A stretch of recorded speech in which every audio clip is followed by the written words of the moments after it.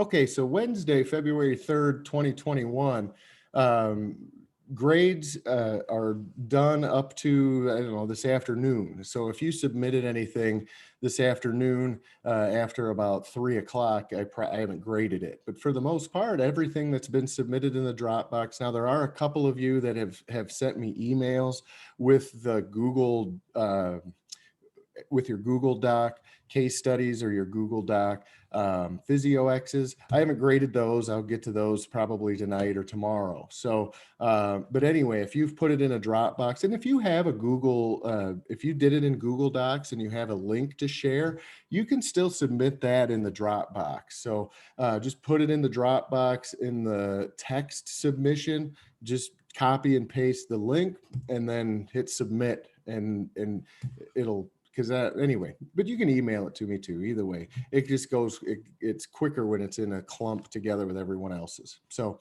anyway, the case study one, most of you have done and turned in. All of them were excellent. There weren't really any, the last question, about what do you think it is? It's a mixed bag, right? Several of you said GBS, several of you said SSPE, a few of you said maybe none of the above, and that's probably true. It's hard, again, that you weren't given a lot of info, but that happens sometimes. So in the real world. So anyway, just a few comments. I usually will leave comments in the comment bubble in your grade book, but if I put any comments actually in your assignment, I'll tell you that. So then you can go into your assignment where you Dropboxed it, and I'll have put some extra stuff in there. Now, case study 2, we'll talk about tonight. Some of you have already turned that in. I did go ahead and grade those. Case study 3, some of you turned in as well, and I did grade those. And we'll talk about that one next week. Let's see, PhysioEx is the first one that you did, that we did together. PhysioEx would have been exercise 3, activity 3. Again, all of those were excellent. Really, the one couple of things. The number 3, asking about the action potential intensity changing based on increasing voltage between R1 or R2, and we didn't, right? It was all or nothing. If we got it, no matter how much we increased the amount of voltage, we were still getting the same type of peak and the same type of action potential. And then the number 5, it asks, what did we investigate, right? What part of the neuron did we look at? And many of you put axon, which is true, but more specifically, we were going after the axon hillock or the trigger zone.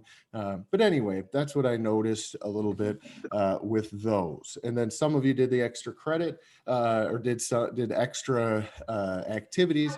If you do extra activities, yeah, you can just put them right. Received a few questions about that as well. You can put any extra ones that you do. Again, you may want to do them later in the semester. Maybe, you go back and you do a nervous system PhysioEx, activity. Just put it in the same Dropbox that you did the original one that you submitted for regular credit. So any PhysioExes that you do for extra credit, put them in the same Dropbox that you did for that regular credit one. So this week is endocrine system. If you decide to do another endocrine system one, just put them in the endocrine system Dropbox. And if you put them in a different Dropbox, it's okay, as long as it's in a Dropbox. I'll still get it. But so anyway, let's see.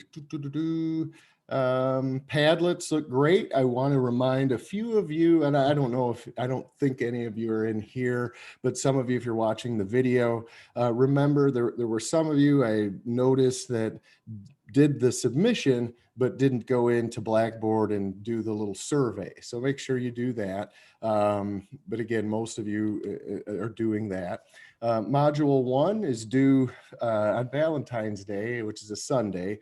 And again, I want to emphasize that it behooves you to really try and get everything from Module 1 done by February 14th. Now, that's 3 Padlets, 3 Padlet entries, 3 Padlet surveys done. Okay, 3 case studies. Okay, we just did the one last week. We're going to do one this week.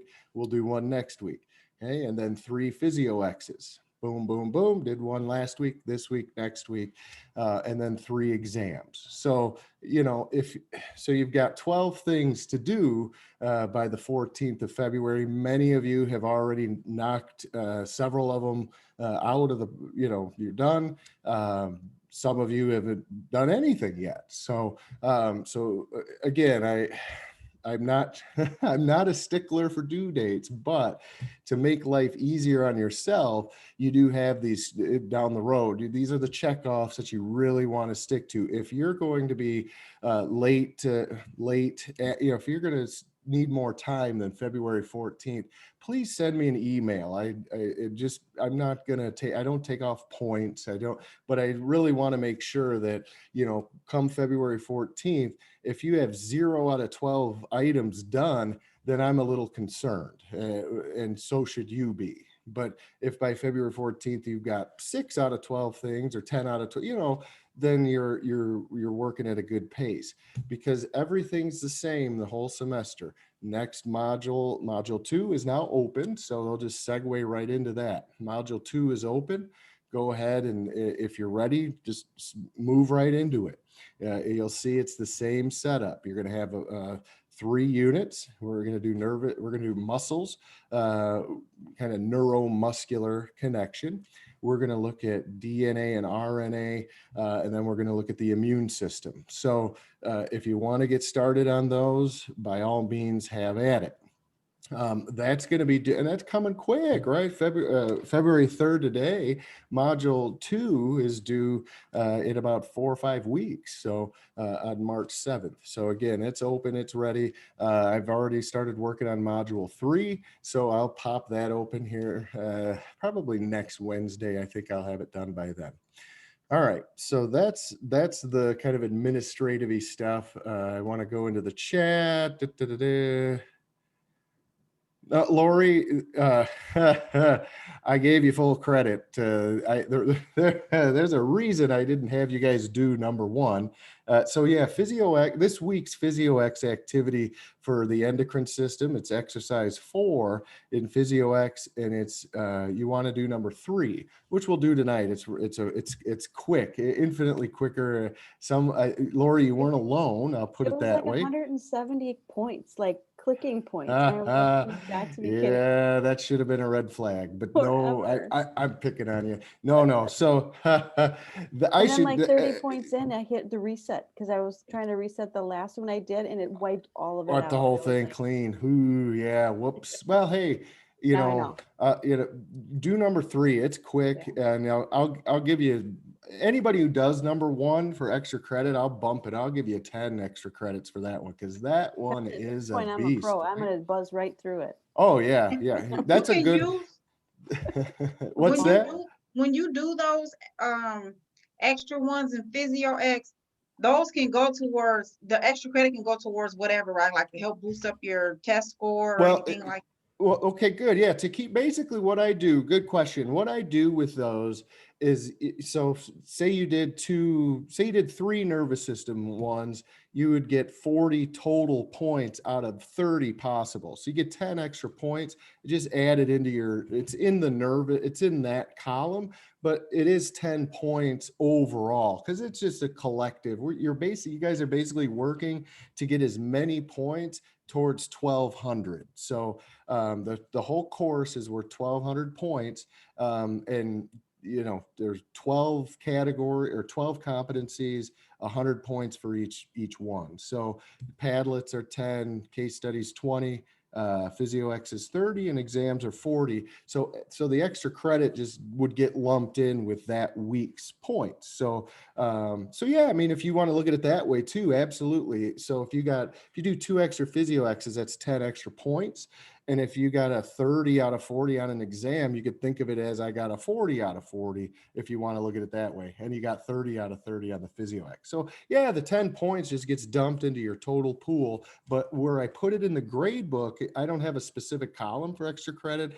So you'll find those points added on to that specific week's PhysioEx. So I think Lori, I'll pick on you. I think you did at least one, maybe two. I don't remember. But you have a 35 or you have a 40 or whatever in your grade book for week 1. So yeah, yeah, you guys, does that make sense?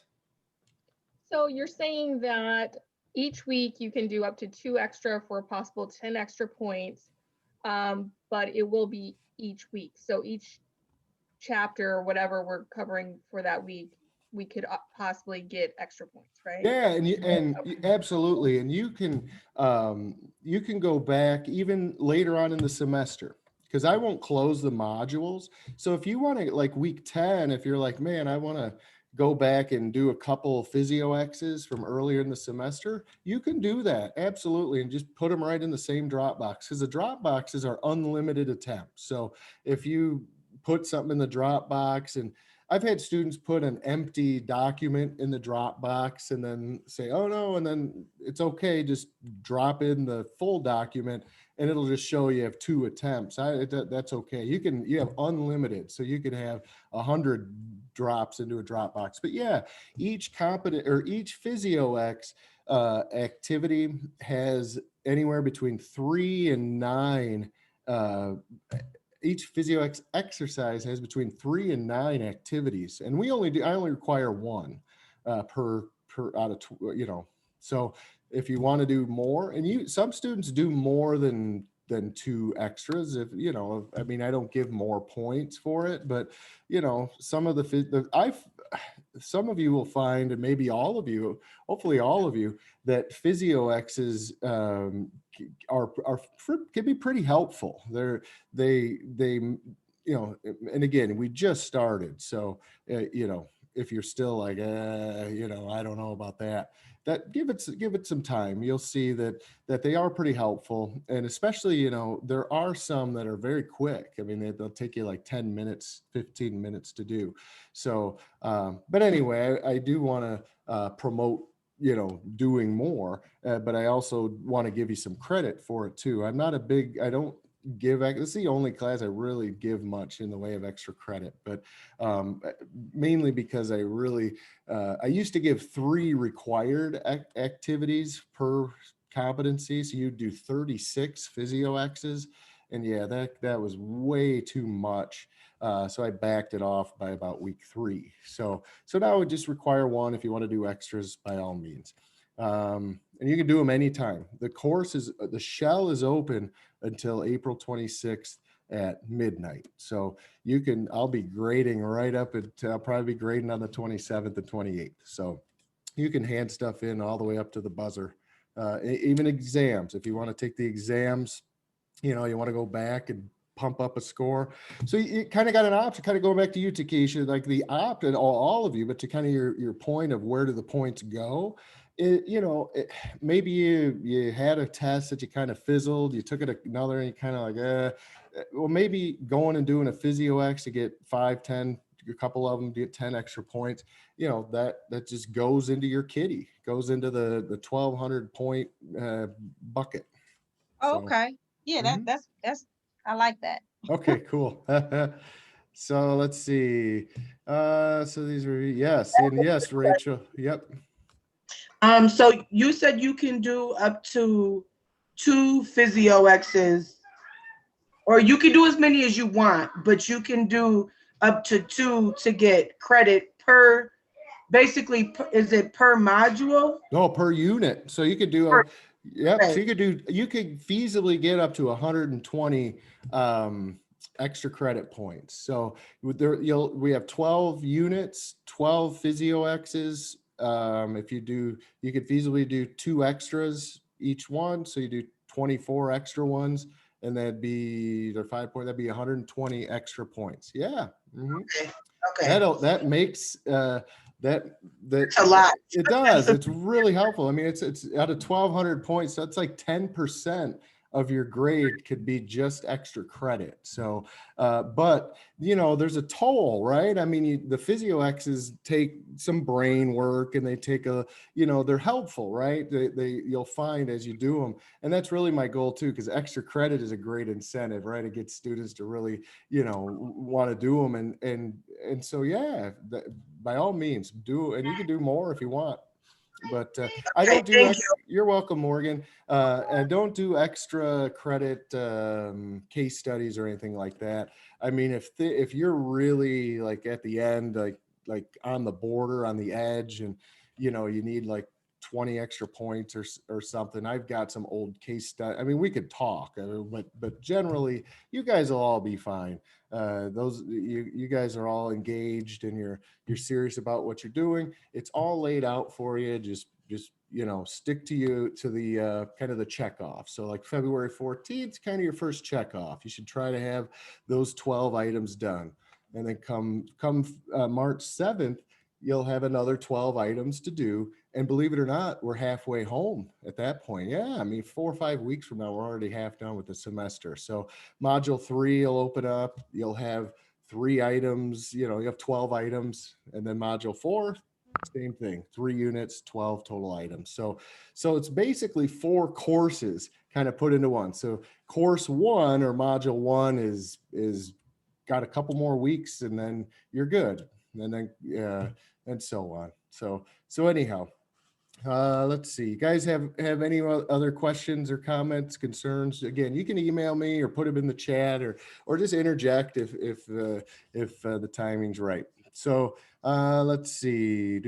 So that's that. Module 2 again is open. I'm not going to pull it up. We'll look at it a little bit maybe next week.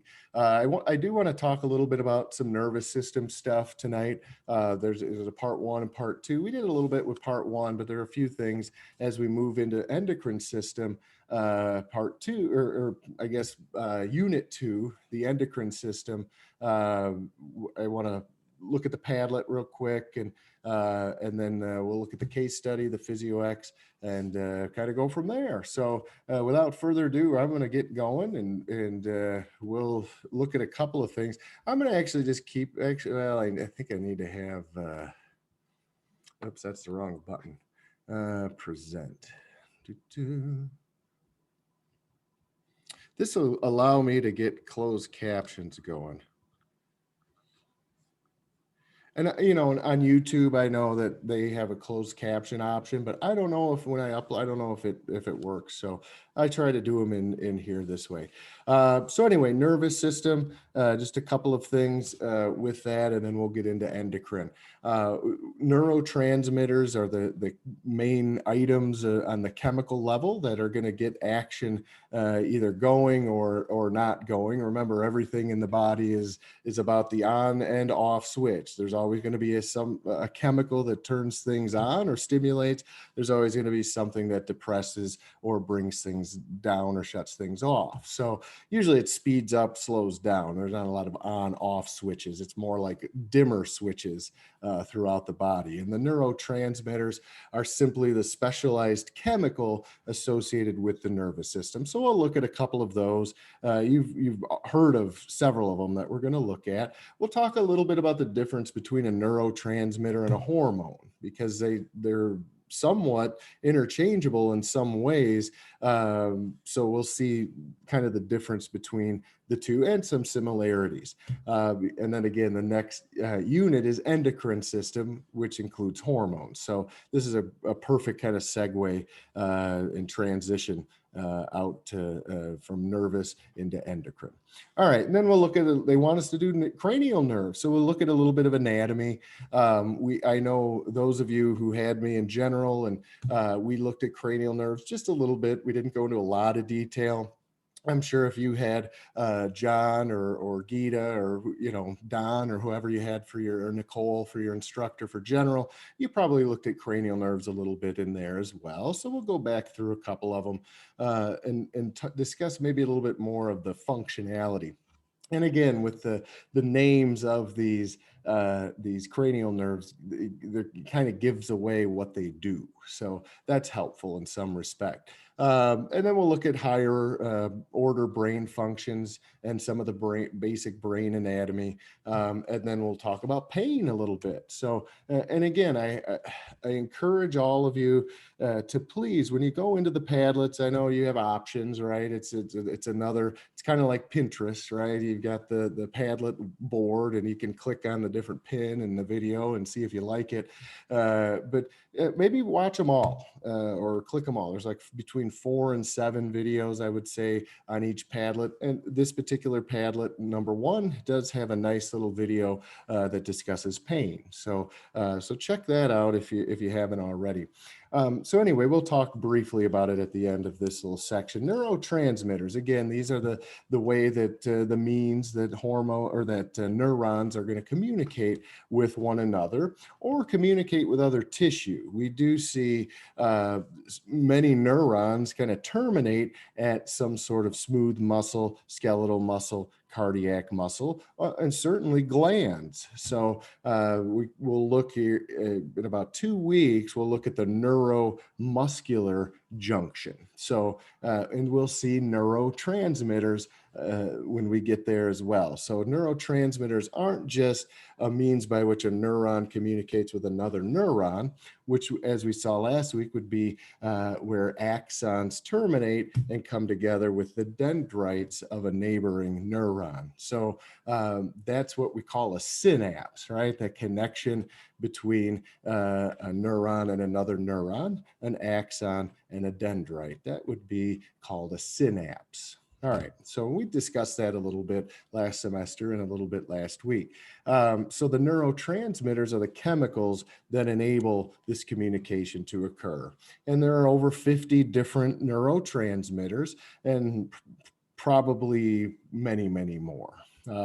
But yeah, is it a neurotransmitter or is it a hormone? Again, neurotransmitters are going to be chemicals that associate between neurons or between neurons and other tissue. Whereas, so we usually then would see a little bit faster response time when we're talking about neurotransmitters.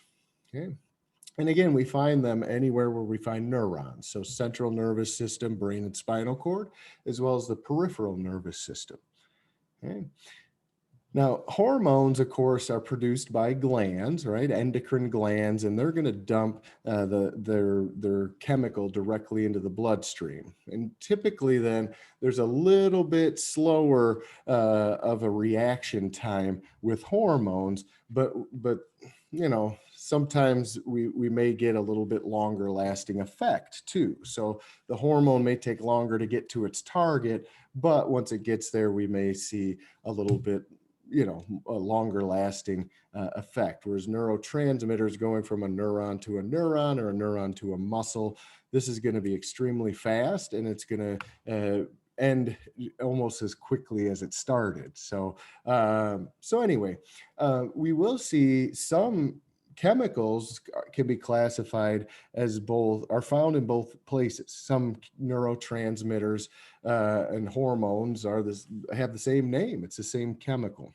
So it just depends where it's located. So again, if it's in the bloodstream, it's a hormone. If it's in anywhere where a synapse would be, so at an axon terminal or what we call a presynapse and then a postsynapse, then we're dealing with, again, some sort of neurotransmitter. But it could be the same chemical. All right, just it's been a while maybe since you've seen this, maybe a week. You know, I think last week we talked a little bit about sodium potassium pumps, and but one thing we see is what with neurotransmitters is direct signal transduction. Now this sounds like a mouthful, and all it's saying is we're going to have some sort of, how are we going to get the neurotransmitter outside of a cell at what we call the synaptic cleft to inside the neighboring cell. So in other words, when a neurotransmitter leaves an axon terminal, okay, and heads out of that axon over to the neighboring dendrite, it's going to be in this kind of area here we call the synaptic cleft. Okay, so the cleft is just the space between the axon of one neuron and the dendrite of another. It's just a space. Okay, so when neurotransmitters are in that space, they're looking for some sort of binding site. So a binding site is almost like a lock, and then the neurotransmitter is a lot like the key. So the binding site is going to be very specific to the chemical, in this case, the neurotransmitter. Okay, so we see a neurotransmitter. So by the way, just again, a quick review. What do we see here just right off the bat is going to be a cell membrane. Okay, so we have outside the cell and inside the cell, and we know this. We can tell we've got this phospholipid bilayer. And then so remember, we've got primarily a cell membrane is lipid, but embedded in that lipid membrane are going to be protein channels. So, and again, these protein channels have a variety of different shapes and sizes and jobs or roles to do. These particular integral membrane protein, remember those are the IMPs, right? The integral membrane proteins these particular ones are there for neurotransmitters. So they're going to have a specialized binding site that's specific to whatever chemicals trying to get in. We also sometimes will see kind of like a piggyback ride going on. These are sodium potassium pumps. So some neurotransmitters are simply there. They may not need to get inside of a cell. The neurotransmitter's role may simply be to open the sodium potassium pumps. So that's what we have in this particular example is this sodium channel is closed. In order to get it open, we need a neurotransmitter to come in here and basically unlock it. So so anyhow, that's one of the many ways that a neurotransmitter works, simply almost like an enzyme. It just comes in and attaches and creates some sort of reaction, speeds up, the movement of other molecules. So that's what we see in this particular situation. Hey, Kevin, let me ask you a question. Sure, Rachel. So I know each and every one, they're kind of like keys. In order to fit in, they have to mimic the same entry. So just out of the blues, like for COVID, how is this manipulating the body into actually accepting it? And then from there, once it gets into the body and it starts mimicking cells, how does that happen? Well, excellent question. For one, I'm not going to push you off completely on that. I don't want, Rachel, that's coming up soon. No. Unit 6 is our COVID unit. So, okay. So before we get there, we have a few bases to cover. Right. This is base number 1. We're kind of at first base with getting all the way around to home plate, which is going to be COVID week 6, or not week 6, unit 6. In fact, your case study is on COVID. Okay. And then we talk about exactly what you just asked. How does not just COVID, but how do any of these, right. How do a variety of viruses, how are they able to get in? And once they're right. in, what are they doing? So we'll talk a little bit about, so next week we do cell transport mechanisms. So that's kind of rounding first, heading to second. And okay. then we're going to do a little bit with DNA and RNA. So we'll talk about messenger RNA, translation, transcription. That's okay. big right now, right? With the COVID, with vaccines and trying to figure that out. So, and then we'll get to, then we'll be rounding third, heading to home. But yeah, okay. Absolutely. This is work kind of where we're looking. How, because this is a line of defense, right? We're right. The skin, of course, and our linings, right? Our mucous membranes. Those right. are kind of your first lines of defense. And once we get in here, we're kind of into that second line where, can we prevent this binding of COVID and to being allowed into the cell? So, right. So yeah, absolutely. So that the same mechanisms that we're seeing here, we're going to talk about acetylcholine a little bit today. We're going to talk about ACE inhibitors, acetylcholinesterase, and because that's the other thing that happens. Maybe I need this neurotransmitter to stop, right? We're like, okay, we've got enough movement in, the stimulus is done, it's moved on. Now we need to get all the dominoes set back up. So how do we get acetylcholine to stop doing what it's doing? Well, now we have some sort of enzyme. Usually remember, enzymes always end with the ASE. So we'll see something called acetylcholinesterase that's going to come in and cleave and a bond, and then it basically kicks acetylcholine back to where it was. And some folks are lacking that, and so acetylcholine always being triggered, and it leads to like some hyper flexion and hypersensitivities and things like that. We see it with like MS and some of these other autoimmune disorders. But so yeah, those enzymes we'll see work this way. Neurotransmitters, hormones work this way. Viruses work this way. We'll talk about antigens and antibodies a little bit as we go. So yeah, absolutely. So yeah, stay tuned. All right, thank you. Thank you. So, and again, module 2 is open as well. So if some of you are kind of moving, a lot of you are signed up for the asynchronous, and I really appreciate that you guys come to the synchronous session. And I think it's very good for you to be able to interact and ask questions, especially in a course this kind of complex. So, but anyway, yeah, if you want to, you can work kind of at your own pace. So that is open if you want to start working on that. Absolutely. So when we look at neurotransmitters, we're going to look at primarily the classifications of them. Now, the function we've kind of been through. It's really just again to get either to turn something on or to shut something off. That's pretty much the general rule for chemistry throughout the body. So so what its function is going to be determined by the receptor site. So this postsynaptic receptor. So this could be a dendrite. This could be the membrane of a dendrite. This could be a skeletal muscle cell, a muscle fiber. So anyway, what the receptor shape and kind of what it's that determines the function of the neurotransmitter. I guess they're kind of part and parcel, you would say. Let's see. So we have 4 main classes of neurotransmitters. And again, this gets into some pretty heavy organic chemistry. So I don't want anybody logging off or running to, email in the registrar's office or anything like that. Just kind of hang in there. You'll see this terminology throughout the semester. Like I say, we're just kind of building this big puzzle throughout. So this first one, you've seen it before, possibly in general. I know we talked about it, we mentioned it, and maybe that was it, right? A little teaser trailer. Well, here it is again. Acetylcholine is one of the, it actually is a neurotransmitter for one.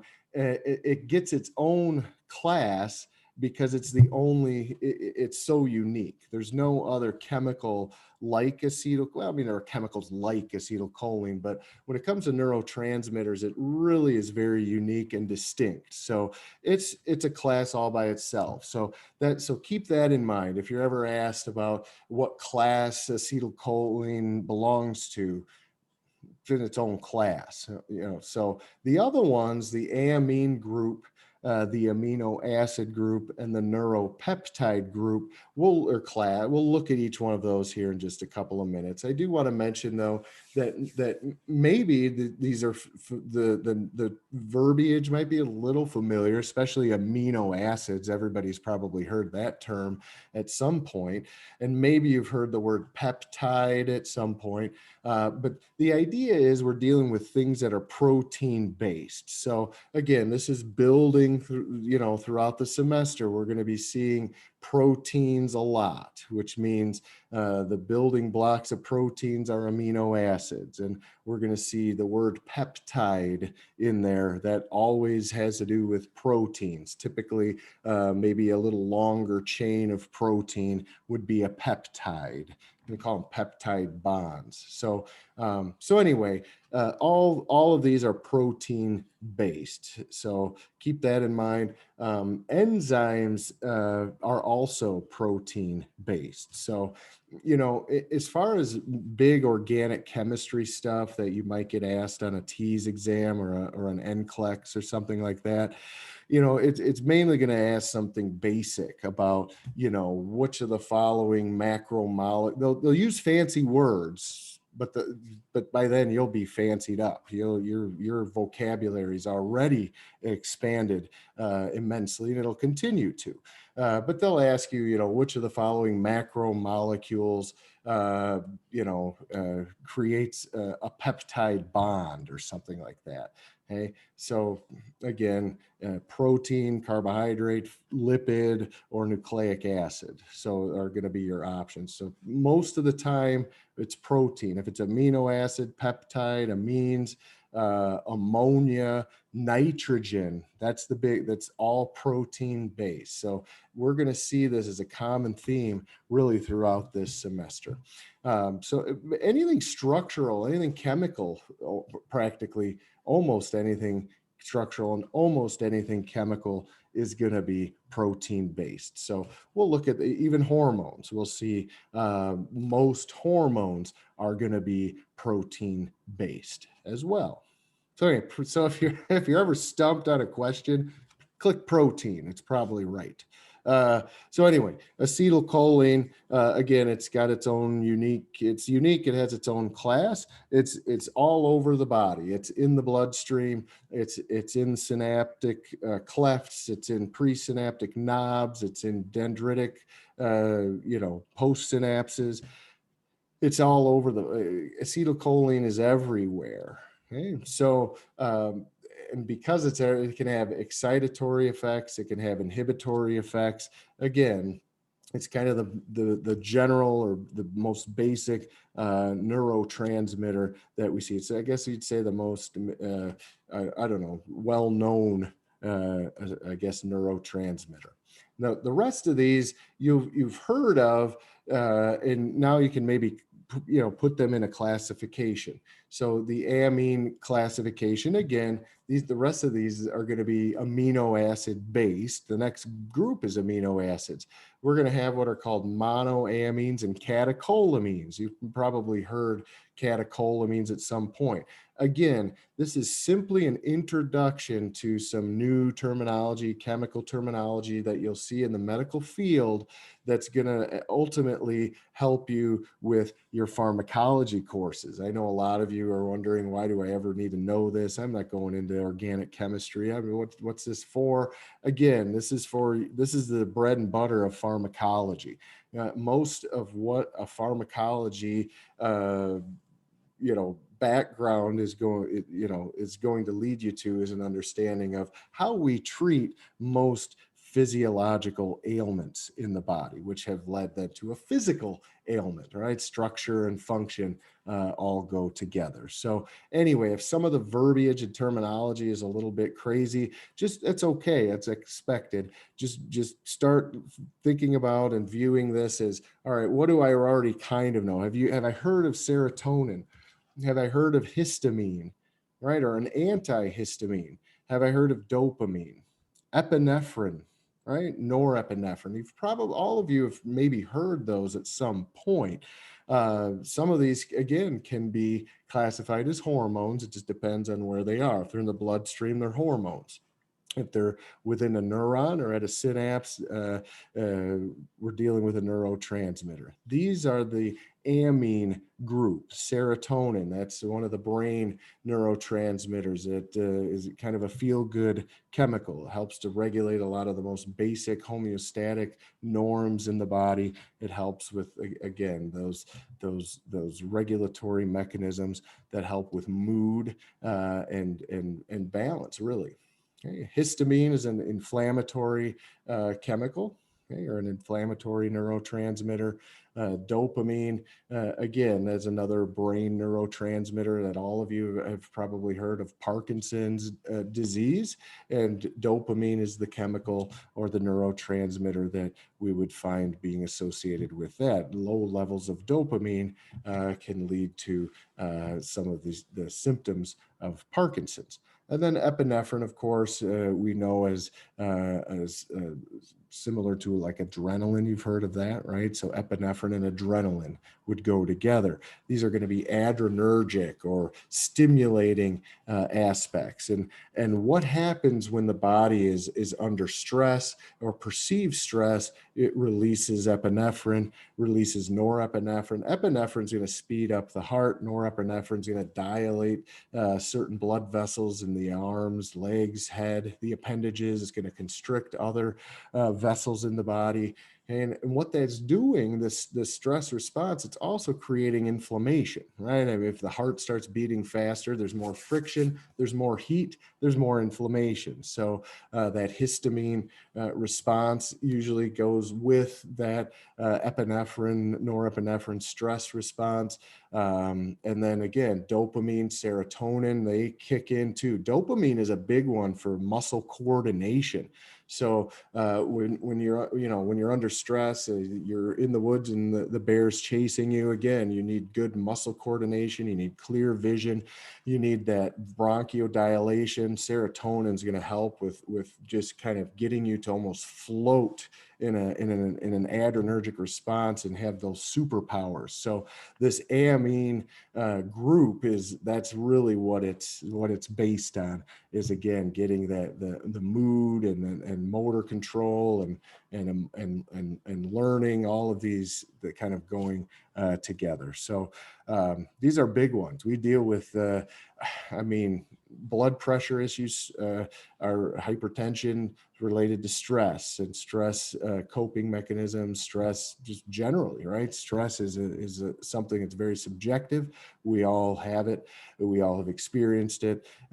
Some of us, again, have experienced things that anybody would have issues with. Others experience something very minor and their coping skills are off, and it turns into, something completely crazy in their mind, and so it affects their stress response mechanisms, and over time that can affect certainly the quality of the muscle of the heart, the quality of the blood vessels, the quality of the kidneys and the adrenal glands that are going through all of this, and certainly the brain, right? So anyway, yeah, the amine group, that's a big one in pharmacology. It's a big one in the clinic. All right, so hold on a sec. Yeah, absolutely. Yeah, it's an EpiPen. Good, great question. Let's see. Yes, Maggie, awesome. Yeah, this is, EpiPen. If you have an allergic response or if someone's coding, the epinephrine will trigger that adrenergic response. It'll get the heart rate going. It gets those beta adrenergic receptors of the heart going. Yeah, that's what the case study tonight will talk a little bit about beta blockers and how those can help to kind of bring down the heart rate, but not in this situation, right? If someone's allergies, right? Folks who are allergic to wasps or bees or stinging insects or shellfish or absolutely.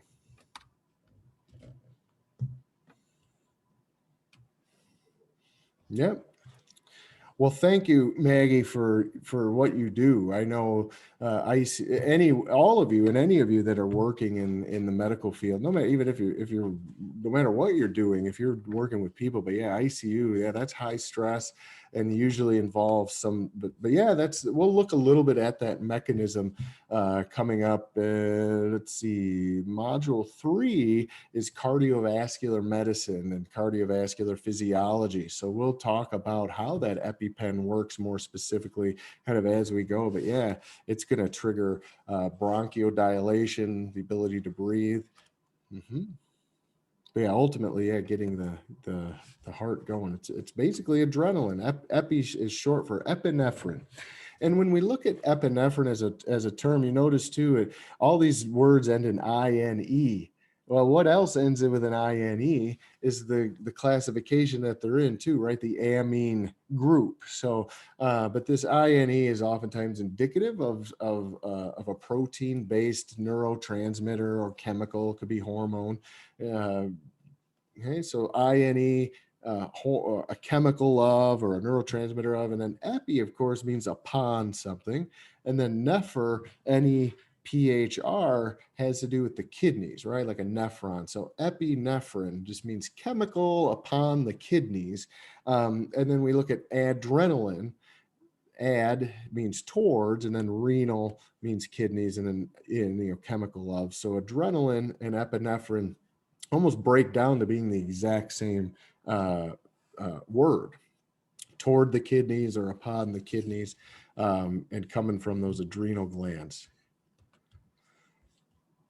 And then the next group, probably the biggest group of all of them, the most common of the central nervous system anyway, are going to be the amino acid group. So these are going to be broken down a little bit further. Amino acids, we have 20 amino acids in the body. 10 are what we call essential amino acids, meaning we get them from our diet. The other 10 are going to be recycled in the body, called non-essential amino acids.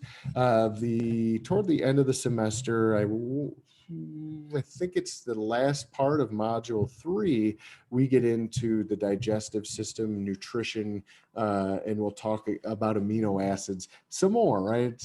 When we're talking about the building blocks of proteins. But again, these are smaller molecules, whereas peptide or amines are going to be a little larger molecules. Amino acids are going to be much smaller. And so anyway, these are the most common in the CNS, at least we think they are. And then this is what we oftentimes find stored in those synaptic vesicles. And what's a synaptic vesicle? Well, again, at the end of an axon, we have this little bell, or this little, they call it an axon knob or an axon terminal. They also call it the presynapse. And within that synaptic knob, you're going to find little vesicles. And what is a vesicle? Remember, guys, vesicle, if you take the S out and you put an H in there, you have the word vehicle. So a vesicle is simply a vehicle inside of a cell that's transporting some sort of chemical. In this case, we're talking about neurotransmitters. So, and furthermore, then we would find these specific vesicles at the synaptic knob, or at the axon terminal. And that's where, again, we're going to see little delivery vehicles called vesicles that are transporting these different neurotransmitters, and they transport them to the synaptic cleft, and then ultimately those chemicals will get, or those neurotransmitters will get picked up by probably some sort of integral membrane protein at the post-synapse. All right. Glutamate is one of the big amino acids.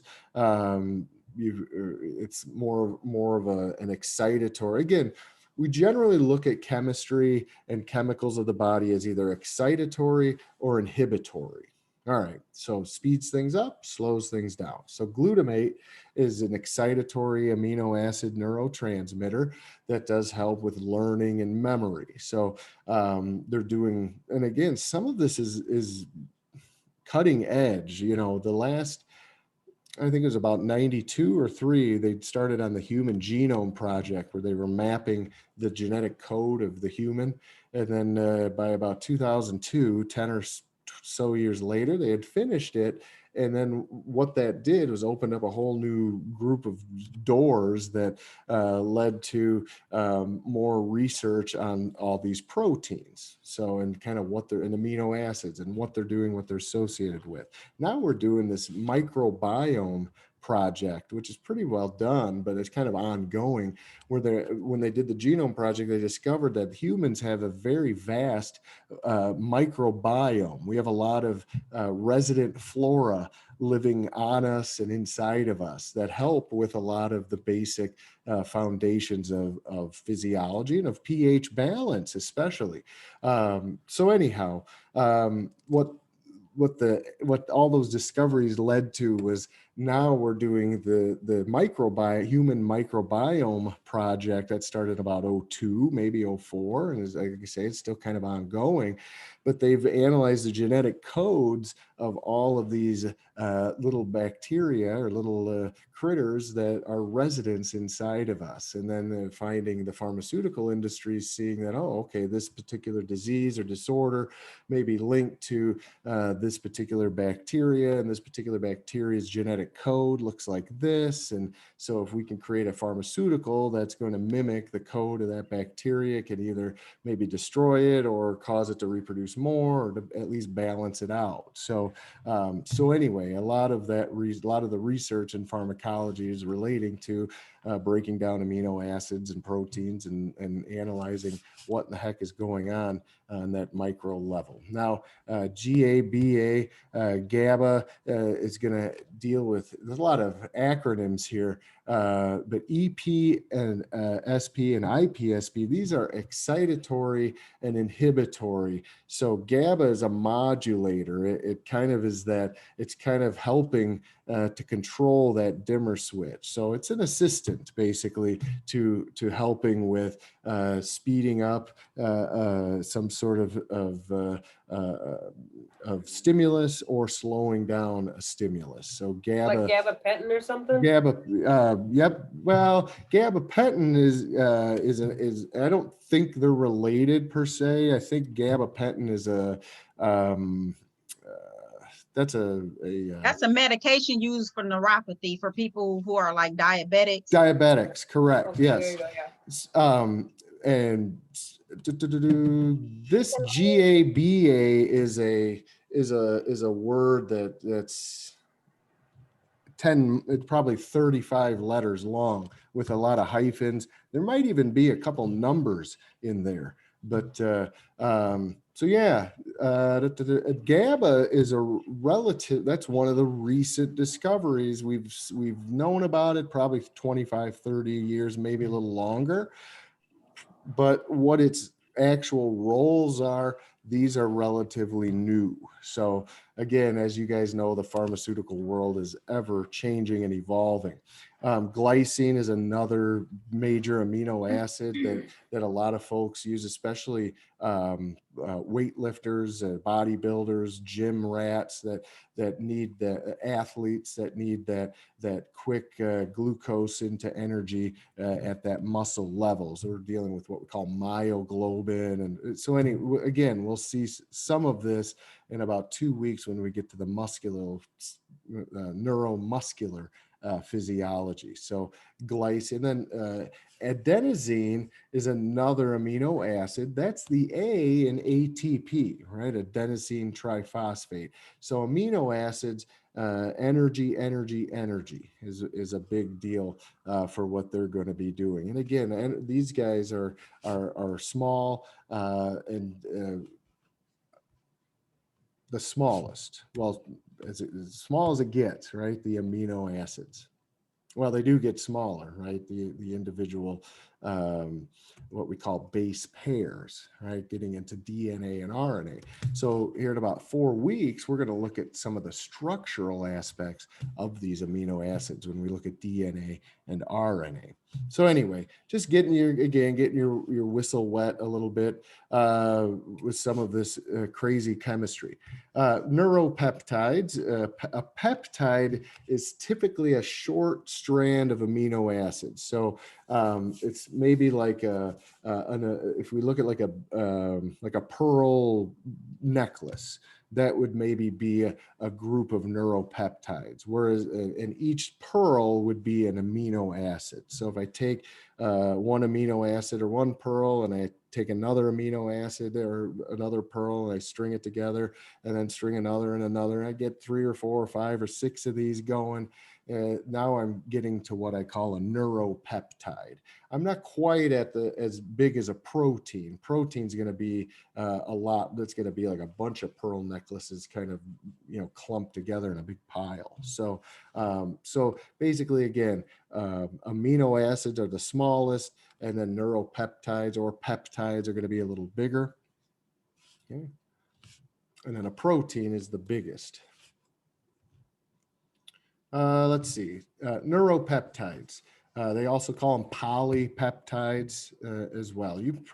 I think we talked a little bit about polypeptides maybe back at the beginning of general A&P, because again, you're going to see with carbohydrates the word saccharide, right? So you'll see like polysaccharide, disaccharide, monosaccharide. Okay. With proteins, we see the word peptide. So polypeptide, and then peptide. Dipeptide would be 2 amino acids strung together. Just like a disaccharide is 2 glucoses put together. Okay. Let's see. Oh, for fat, it'd be glyceride or glycerol, right? Like triglycerides or monoglyceride. Okay. Remember, guys, this theme throughout the semester is going to be focused on carbs, proteins, and fats. Most of it is going to be protein based. A lot of what we do is proteins, which means amino acids, nitrogen, peptides. So again, I don't want, I know a lot of the terms are new, but you will hear them quite a bit throughout. And again, they segue you right into pharmacology and into the clinic. So yeah, when you're working at the clinic and they're like, hey, we're going to use 10 cc's of epi to get, Mr. Smith stimulated, you know what they're talking about, right? All right. So, so peptides started out as the research was gut based. So there's a big one called CCK. This is a big group, this peptide group. Here's a bunch of them here. Oops. Angiotensin. This is one we're going to see when we do COVID in a couple of weeks. Angiotensin converting enzyme, right? ACE. And what's angio mean? Have any of you had a med term or just know angio? It's like a blood vessel, right? Like vaso, angio. So whenever you see angio, we're thinking like an angioplasty, right? Or an angiogram, we're looking at vessels. And tense has to do with, right, being tense, okay? Constricting. So right? Look at all these end in IN. That's a big sign that we're dealing with something. What else ends in IN? Protein, right? PROTEIN. So protein. Okay, so if it ends in an IN, it's probably protein based. All right, and it's probably some sort of neurotransmitter. Okay. Angiotensin, a protein or a chemical that causes tension or constriction in a blood vessel. Okay. Angiotensin. Brady, right, means slow. Kine, K-I-N, we see kine a lot in this medical world. Kine has to do with movement, all right, like kinesiology. So a chemical that creates slow movement. Bradykinin. Okay. Calcitonin tones up your calcium. So this has to do with calcium storage. Okay. Cholecyst, that's your gallbladder. Okay. Cholecyst, and then kinin, so a chemical that causes gallbladder movement. Well, what do we associate with the gallbladder? It's not moving, but bile is, right? Well, there's another special chemical that'll get bile going. It'll get the stomach kind of going. It gets gets your digestive system going. So CCK and gastrin, we're going to see these when we get to the digestive physiology system. So, but anyway, there's a bunch of these that you can see here. Tachykinins, right? If we've got bradykinin that slows movement, we need something to speed things up. So a tachykinin would cause an increase in activity, more of a stimulating effect. Oxytocin, some of you probably heard of that, right? Oxytocin. It's your Pitocin, right? Your uterine contractions during childbirth. Okay, so we also have a couple other that are I didn't put on this list are the endorphins and enkephalins, right? Everybody's heard of those. Those are the feel-good chemicals. Those are what really can bring things into a kind of a sedative or sedative effect. And so these are going to bind to opiate receptors. This is why the opium epidemic or the heroin epidemic or the pain, it's really more of a called a heroin epidemic. It's more of like an opioid, an opiate epidemic, right? It's pain medications, it's pain patches, it's pain injections, it's and our bodies they take this the external opiate. The body takes it so easily that it becomes extremely addictive. So that's the big, probably the biggest epidemic that we've seen in a long time. Really started, well, it's been going on a long time, but epidemic proportions probably in the late 90s, early 2000s. It was really starting to really climb, and lives have been lost, lives have been ruined. Young people, old people, they're addicts that are controlled addicts that die at 35, 40 years old, not of overdoses, but of just the strain and stress that it puts on the body and ages the body. So yeah, it's a very difficult, so you'll see that, and you'll have perfectly normal. We've had pilots come in that are opiate addicts, right? Police officers. It's not just the homeless guy under the bridge, right? Lawyers, attorneys, certainly politicians, right? If you wonder what's going on in Washington, look no further than the tip of the nose with the blow, and the tip of the needle and the tip of the tongue with the opiates, right? It's bad news. It's big business. And it's pain medication, right? Pain management's huge in this country, and the accountability never goes on to that. We've created a mess in this country that was perpetuated by the system, right? It's not like a bunch of people just decided, man, I don't feel good, I'm going to go, hit up the heroin guy down at the bowling alley. That's not what was going on. They may hit up a pill guy at the bowling alley, but they're not, they just go to their doctor, right? My shoulder hurts. Yep, here's some pain meds. I mean, it's what seemed at the time maybe to be just innocuous and just it'd be fine. Just get this patient out of my face. I'm so tired of hearing it. Just give him the pain med, give him the pain. I mean, that's led to just some serious problems. I mean, people are getting fentanyl patches and cutting them up and smoking them. That's how bad it's gotten. I mean, it's nuts. And we're the biggest producer and importer of fentanyl is, well, you can Google that. It's pretty sad, the amount of money that they can buy a 50-gallon drum of fentanyl liquid for.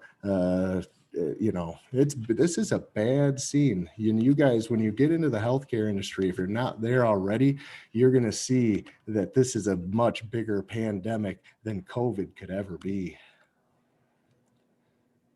Yeah. Adderall is not. Adderall is going to be more. It's not an opiate. It's an upper. It's going to be more of in your. A methamphetamine. It's going to be more in that. It's in the amine. Let me back up. It's going to be in this amine group. Mm-hmm. So Adderall is basically has similar effects as an EpiPen would, right? It's going to, all of these back here in the amine group, the serotonin, the clarity, the I'm on cloud 9, the histamine, the epinephrine, the dopamine, the I feel like focused, I feel on top of the world. That's why college students take it all the time. Yeah, Adderall, and they were probably prescribed at the age of 6, because they had ADD or ADHD. You're giving kids, You said quotes. Yeah. Like, you don't believe in ADHD? Well, I don't believe in treating it with cocaine. That's basically what it is. Yeah. So, yeah. Yeah, that's what Adderall is. I mean, it in essence. Well, I just seen like effects of Adderall on friends and stuff. Oh yeah, it's a bad one. Mm-hmm. And again, they got the system got them to be addicts more than likely. Probably the public schools, well, or the private schools. It doesn't matter what school. So yeah, go to the school nurse. Got to call the parents in. Jimmy's not paying attention. He's fidgety and passing It's so easy out. to get. Yeah, we just get him a script and yeah, he'll go to the nurse's office at 11 or 9 every morning. He'll get his Adderall and he'll be tweaked for about 10 minutes and then he'll hit the wall and he'll be a zombie. It's like giving him 100 cups of coffee and then watching him crash and burn. But hey, if they're knocked out and drooling, they're not being naughty, right? Just sedate them with an upper. Give them such a powerful upper that they crash so hard they can't even think. So, and then they become adults, right? And then they're addicted to meth, or they're addicted to more Adderall or more Coke, and they're so with the reaction to these stimulants, does that when over time does that actually change your whole? I guess absolutely. Your whole, absolutely. You're triggering you're putting your body out of homeostasis, right? You're putting your body into a stress situation, like your chemistry is responding in a way that it would respond as if you're being chased by the bear, right? Or as if you're getting ready to go run a mile, whatever it is, run through a brick wall. So yeah, that what that does is like, first of all, the heart, when we look at the heart and what happens under normal conditions with a stress response, it speeds up. And well, if your heart is racing constantly, and I mean, we're even talking like caffeine, right? Nicotine, some of these other, they're amines or what we call alkaloids, even more specific, but they're brain chemicals that come in externally that trigger these sympathetic responses. And again, what it does, it's like you're overworking the heart, you're overworking the kidneys, you're dehydrating. That's the big problem too, I think, is you're creating so much friction with all of that action that it causes inflammation. And inflammation is treated by hydration, right? We put a fire out with water. And so a lot of these guys, they're dehydrated on top of it. And their organs are their internal organs are dehydrated. Their lips are dried out. Their hands everything's dry. They're dry as can be. If they're dry out here, internally it's infinitely more dry, likely, because again, the skin is kind of that what we can see last kind of filtery, that's the external, without having to run tests, right? We can look at skin and tell by what's going on potentially in the body, just by color or pallor or by again, hydration. You guys do, if you work in nursing, you do see if we get tenting, to check hydration. I mean, there's so many things that we could do. And so that chronic use of these alkaloids, these uppers, is really doing a number on certainly the cardiovascular system. And then it just goes from there, right? The other thing too, your body really starves for glucose when you're in stress mode. So it's going to kick the pancreas and liver into high gear. It's going to get this, we'll look at it in a few weeks. We'll look at renin, angiotensin, aldosterone, this cyclical kind of stress mechanism with the brain and the kidneys. And again, just to keep that ATP level, right? Because what do you need if you're being chased by the bear? You need a lot of ATP, right? You need cellular energy. And so your body's just harvesting glucose anywhere it can. And the thyroid, tonight's case studies kind of goes into that a little bit too. And that perceived stress too. It doesn't even have to be an external chemical or something that you may seem again, kind of harmless. It's caffeine or it's no-dose or it's trucker speed or it's ephedrine or whatever, right? I can just go get it at the gas station. I could get it, Red Bull, whatever it might be. And so, college kids, young kids, they've got 3 jobs, they've got 3 classes, they've got 3 kids. It's like everything's coming at them, and they can only afford 3 hours of sleep. 3s are hot, I guess, tonight. But anyway, you get the point. Is that that just it's taken its toll, and what it does is it stimulates the thyroid gland and then the parathyroid hormone that's coming from the anterior pituitary. It just plays this horrible game of external to internal havoc wreaking that again it alters even the ability of the person to be to make clear decisions. It alters clarity of thought and of behavior and of attitude and of functionality just in general. And it puts so many folks like out here instead of in here. And so it's these homeostatic norms that are consciously, sometimes unconsciously too, just triggered to be in sympathetic mode. And day in, day out of that,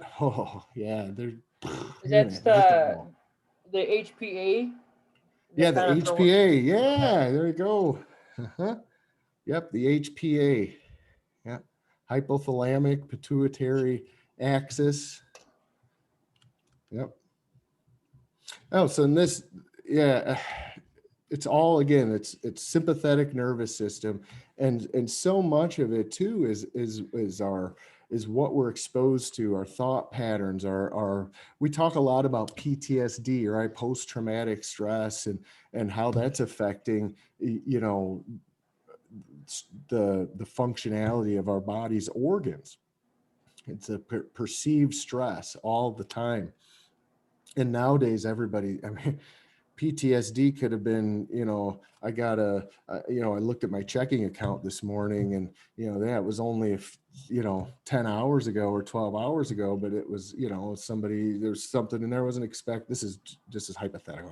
I'm making this up. But for instance, right, we've all been there, right, where you get the mail and it could be traumatic. And is it a micro trauma? Is it something you see it and you cope with it and you move on? Or is it something that's going to take over your physiology for minutes, for hours, for days, for weeks, for months, for years, to the point where it's become you're now, and you're speeding up your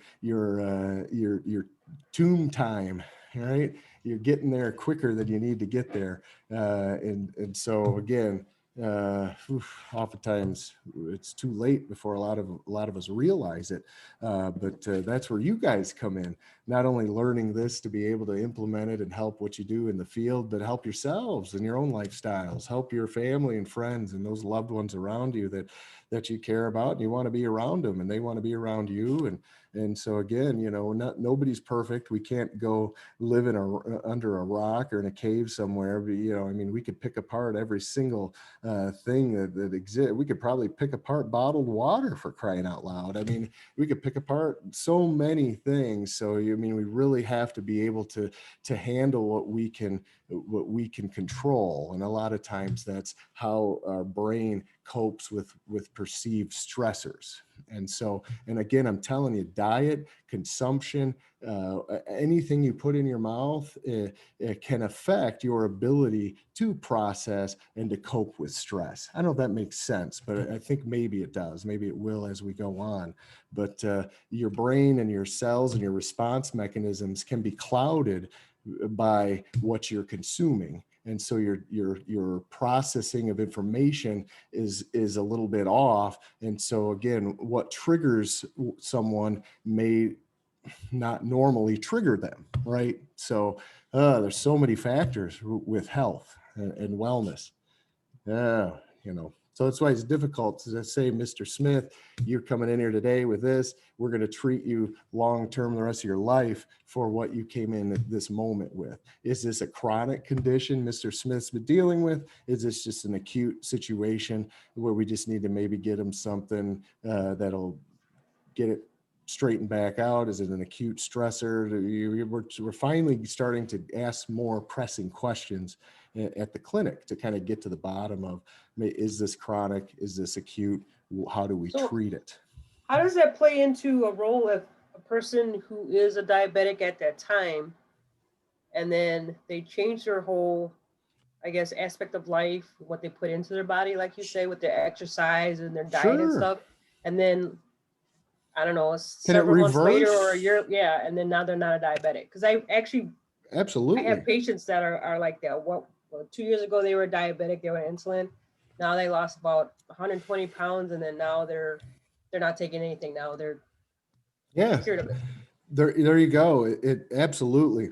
You can be, type 2 diabetes can be more than just managed. It can be kicked out. It could be a situation where, again, like patient comes in and you can have acute diabetes, or I mean, you could have, there's been we all have seen the stress list, right? Buying a house, a death, graduating, all the getting married, having kids, right? They're good stress, bad stress, but either way, they're high level.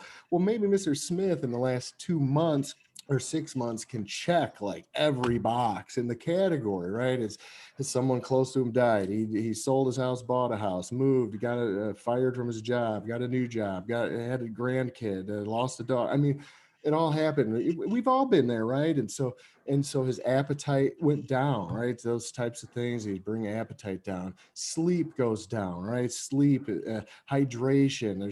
There are these basics that we normally are able to, for the most part, maintain, and that's proper rest, proper hydration, proper consumption. That certain times life happens and puts a stop to that. And then, you end up and you've got type 2 diabetes now all of a sudden. When we're young, we can maybe handle compounded stressors.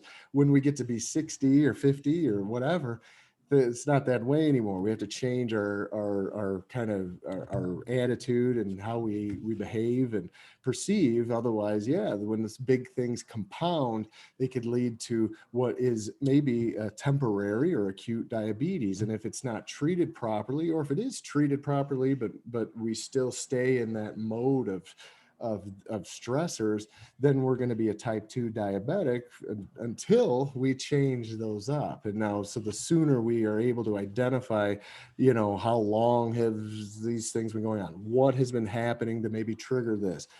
Can we start doing a little better? Because I mean, age, right? Age slows metabolism. There's just certain things that happen with age anyway that are inevitable. So maybe, exercising, we call it, movement protocol, establishing a better movement protocol, establishing a better more consumption awareness, sleep awareness, just general overall awareness can certainly lead to kind of reversing some of these deleterious disorders like type 2 diabetes that are lifestyle related,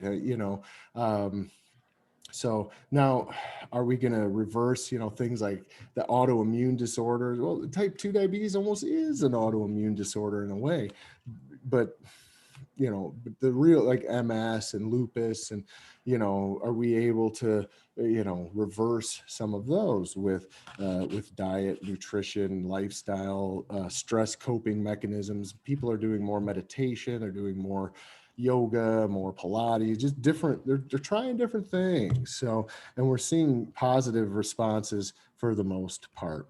So I don't want to belabor too much. We're pretty much done with what I wanted to go through with the nervous system. Cranial nerves, you guys can go through and re-look at those. I don't think that I need to spend too much, really any time on those. I know in general we went through them. There will be a few questions maybe on those, but I wanted to look at real briefly at some of the functions of these different areas of the brain. Wow.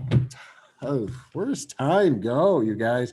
In fact, I'll tell you what, let's, you guys can read through this. We're really running low on time. So read through these.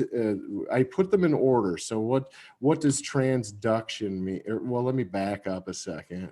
So when we go to cerebrum functions, frontal, parietal, temporal, so we just click on that. It tells you a little bit about the frontal lobe, behavior, judgment, speech, some of those located there, parietal lobes more off to the side where we interpret. So understanding what each of these little areas that we do of the cerebral cortex will help you potentially too with when you're reading an MRI, or you're working with a patient who's recovering from a stroke or something like that. If you know where it was located, or a patient who's got muscular dystrophy and we know where, or cerebral palsy, I mean, not muscular dystrophy, cerebral palsy. If we know where that palsy is in the cerebrum, we can maybe be able to, you know, help them develop a plan for them, a treatment plan that's going to, you know, that's going to work within what we're dealing with. So anyway, pain, the four kind of types of pain and kind of the patterns of pain: transduction, transmission, modulation, and perception. Again, you can go through, you can read through these. There's one term with pain. Transduction is when the nerve endings get activated. And there's something called nociceptors, and nociceptors are pain receptors. So again, we're going to see different mechanical nerve endings. So pressure, you know, something mechanical, a cut, you know, and then heat or chemical. All of those can activate or cause transduction of nerve. And then transmission is just sending that signal to the brain, right? Transmitting the signal to the central nervous system. So this is the order in which pain gets transmitted, I guess, or arrives to the brain. Hey, and it's going to ascend, right? It's sensory, right? If I cut my finger, it's a mechanical nociceptor. It's going to feel that. We're going to transmit. So we transduce it out here, transmit that pain. We ascend it up the ascending tract. So we're going to be dealing with like spinal something tract. Because remember, we talked about it last semester, the tracts, if they're ascending tracts, they deal with sensory. And ascending tracts are always going to start with the word spinothalamic. So if you're ever asked, which of the following is an ascending tract? And if one of those four options has spino and then something, that's the one. So spino goes from the spine up to the brain. That's ascending. That's sensory. And then it's going to go into the somatosensory cortex, the frontal cortex. So you're going to be conscious of the fact that you cut your finger. Okay, and then modulation. So this is going to get that.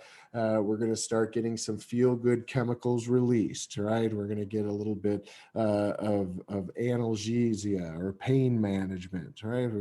So it's not going to hurt as bad, hopefully. And then we're going to send a descending signal from the midbrain through the medulla out down the spinal cord and out. Okay. And again, if we don't have stimulant, that's the other thing too about chemistry, kind of going back to Rachel and some of Craig and some of what Lori, what you guys have brought up tonight, to Keisha, Amanda, all of this, a lot of these chemistry and where they're stored, they're almost like a well too.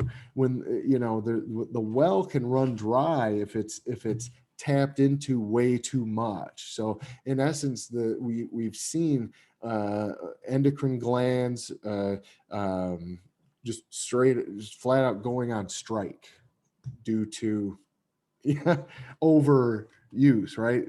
The pancreas is that way. The pancreas will just go on strike. It'll say, I can't do it. You're asking me for 1,000 gallons a day, and I'm used to making 5 gallons a day. I may do it for a day or two, but after a few days, the cells can't do it anymore. So anyhow, and then lastly is the perception. Is this acute pain? Is it chronic pain? How much is it hurting? All right. So we want to interpret this, et cetera, and so forth. So anyhow.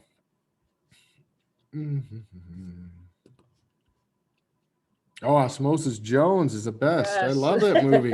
Oh man, that movie is awesome. Yeah, I haven't seen that in years. I used to show it to my students many years ago. Yeah, I think I probably had it on VHS tape, Betamax. No, that's not true. But yeah, that's an awesome movie. If none of you have seen it, or if it's been a long time since you've seen it, that's a really good one. Osmosis Jones. Bill Murray, I think's in there. And then another really good one is Inner Space. It's that one's from the mid 80s, late 80s. Inner Space. I think it's got Rick Moranis in it. It's really funny, but they should get shrunk down. They go inside the body. Inner Space, just one word. I don't know where you're going to find that. Probably on Philo or yeah, there's so many different. Peacock, maybe, I don't know. So anyway, so that's pain. We're cruising along now. Endocrine, we'll talk about that, but I want to discuss the let me pull something up real quick. I want to get a move on. The case study goes really fast, so I can zip through that, and the PhysioEx goes really quickly. So I do want to get those in. We only have about a half hour, maybe less, tonight. So.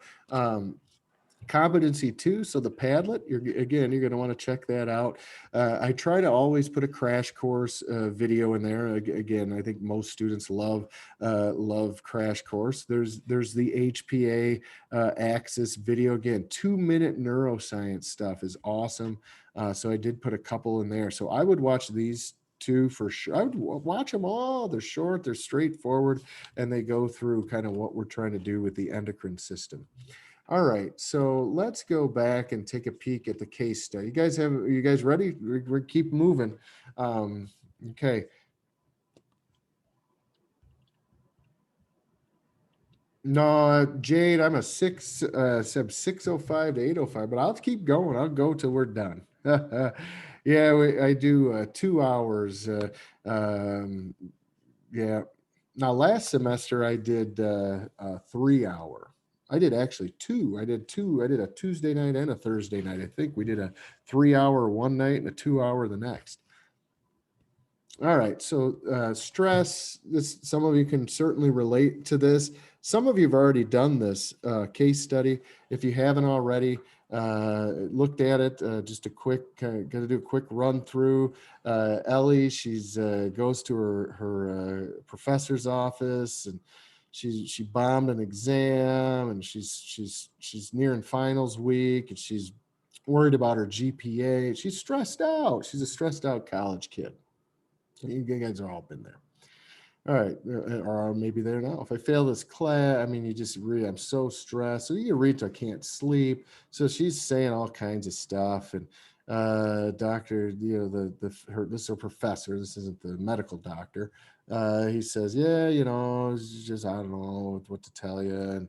And perhaps you should talk to somebody about it. And, the usual stuff. Because, right, I mean, we see this a lot. You'll see it in the clinic too. So just, is it acute situational stress that's just about to bubble over? Is it acute stress that's compounded, and now it's become chronic stress, and now it's maybe become something like a big physiological issue? I don't know. So, and he certainly doesn't. I don't know. He's a college professor, teaches English or something. So he's not there to give her medical advice. But anyway, he basically says maybe you need to go to the healthcare center and talk to them about stress management. So she says, all right, yeah, that sounds good. So anyway, note anything unusual about Ellie's behavior appearance. And again, with these case studies, I've got the Google Doc form that you can, download your own Google Doc. So anything unusual, so just go through the beginning and note anything. What do you think might be going on? And again, these are subjective. I don't know. I mean, she's just stressed out. She's tweaking over nothing. She's grew up as a lot of pressure to get good grades, and I don't know. So anyway, so she decides, she's going to go to the doctor. Maybe it's a little bit worse than that. So she does go to the doctor, and she's got green nasal discharge for the last couple of weeks.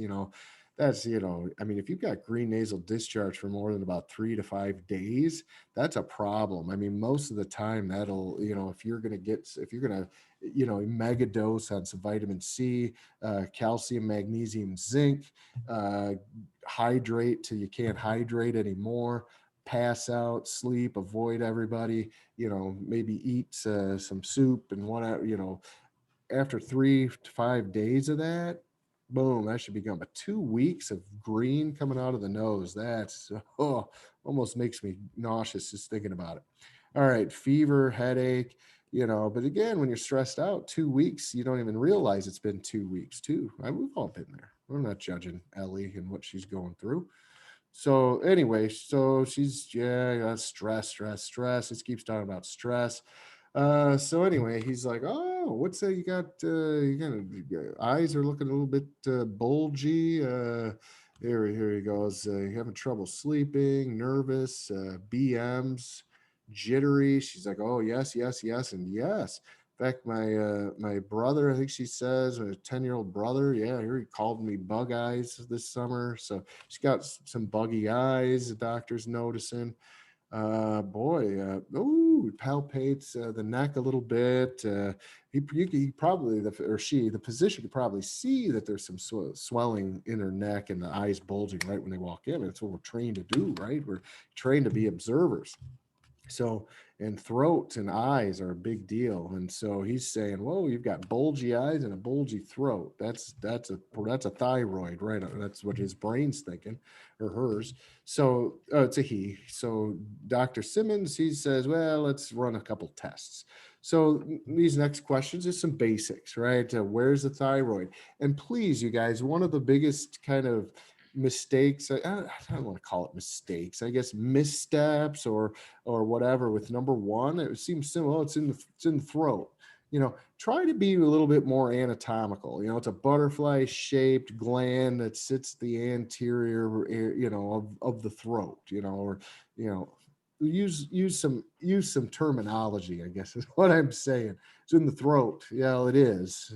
So is my lady. There's a lot of things in my throat. It's not really in your throat either. It's it's in the throat region though. Hormones is another one. Every time I read through, I get about a 50-50 mixed bag of T3, T4. Everybody puts that. That's what we're dealing with, the thyroid and the action. So what's T3? What is T4? What do they do? But don't forget calcitonin. That's a thyroid hormone as well. And talk a little bit about that. Exophthalmos. So you want to look up that. Well, how does that relate to the they call them exophthalmic goiters. So she got little goiters back there that are pushing her eyeballs out. Exo means exit, right? Thalamus has to do with the eyes. You'll find something about Graves' disease, swelling in the neck. It's where her thyroid is, probably showing it's inflamed a little bit. Do you think her thyroid is hyperactive or hypoactive? So again, I'm just telling you right now, just regardless of Ellie and what she's doing, the thyroid, right? The thyroid has to do with metabolism. The T3 and T4 do, but yeah, it has to do with metabolism. Calcitonin has to do with calcium storage. So thyroid does a whole bunch of metabolic stuff. Well, this gal is speedy heart rate, speedy everything, right? Bzzz, she's speeding so fast, her eyes are now bulging out, right? She's lost a bunch of weight. So this would be hypermetabolic, right? She's not hypometabolic, she's hypermetabolic. So we would say then the thyroid is hyperactive. So don't overthink some of this. Yeah, don't underthink it either, but you just think it. So the TSH, so you want to definitely look up. So thyroid has a boss, right? The thyroid gland has a boss, and it's the anterior pituitary secreting thyroid stimulating hormone. So you want to look up thyroid stimulating hormone. What are the levels? How does it relate to thyroid? Right, we usually call T3 and T4 thyroid hormones. So again, thyroid hormones regulated by TSH, thyroid stimulating hormone, coming from the pituitary. So, and it's an opposite deal. Usually if the thyroid is hypoactive, then we usually see elevated TSH. So the thyroid, basically if this is hypoactive, metabolism is going to be super slow. They call that Cushing's syndrome. Potentially we're going to have like just everything sluggish, obesity, hair in places we shouldn't have it, wrinkles and acne and stretch marks, and you might have bulgy eyes even with that one. But anyway, it's going to be hypometabolic. And what's going on is the brain is getting a signal from the rest of the cells of the body that we need you to speed up metabolism. We're slugging it here. Let's go. And so the brain's saying, I am. Here's some more TSH. So TSH levels from the pituitary are going to be high usually when we have a hypothyroid going on, because the brain is getting the signal that we're hypo responsive, hypo metabolic, the low metabolism. So it's going to say, here, this is how I respond. I send more TSH. Okay. So that's what the test might show if she's hypo, but she's not, right? She's hyper metabolic. So her TSH levels are going to be really low. The brain is getting the message that we've got enough metabolism. We've got enough metabolism. We've got enough metabolism. So the brain's going to say to the pituitary, okay, no more need for TSH. So the TSH levels are going to be really low, usually with a hyperactive thyroid. Does that jive? And again, if anything we're talking about doesn't jive, let me know, or rewatch the video, or, whatever you do, what you need to do. What does that make? Protein, or because it says protein and peptide. What kind of class chemical for the pituitary gland? Oh, well, hold on. I'll show you. So if you go, so hormone classifications.